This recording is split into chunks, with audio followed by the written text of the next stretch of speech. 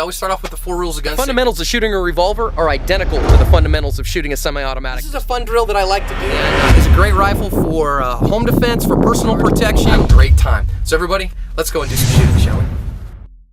Hi ASP, this is John with another episode of Active Self-Protection, coming and talking to you today about a very important concept. Before we can start talking about skills or planning in self-defense, we're going to talk about attitude being first. And the most important aspect of attitude that you need to consider before, during, while you even think about your self-defense is why you do that. Spiritual fitness is what we call that in American Kempo, and what is it that you're willing to fight for, and why are you worth defending? I think a lot of people come to martial arts training, or they come to Gun Fu, whatever, they're going to take some firearms classes because they're concerned about their personal safety. Why are you concerned about your personal safety? What is it that you're defending, and why are you ready to do that? I think that answering that question is very personal, but it's also very important. So please take the time to sit down and think about, spend some time and say, why am I interested in self-defense?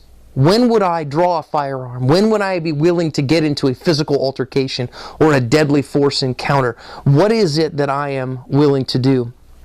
Now, of course, to me, that's a spiritual enterprise, and so you want to talk to God about that. And I can give you my reasons. They may or may not be yours, but many of you know, again, that in my real life, my regular job, I'm a pastor of a church.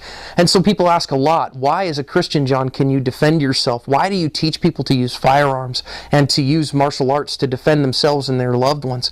To me, it's actually very simple. My spiritual fitness says that I am a bearer of the image of God. Genesis 1:26 and 27 says that I am made in the image of God. Not only that, many places in the New Testament say that as a believer in Jesus, that I'm made in the image of Christ. And therefore, I am imbued with great value and great worth and great dignity.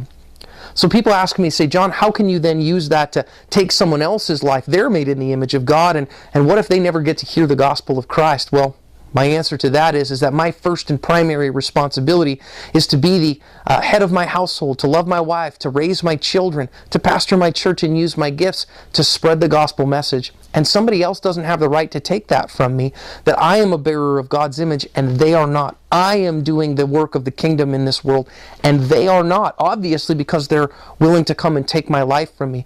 God forbid should I ever have to use it. And my goal is never to kill somebody, but to stop them from hurting me.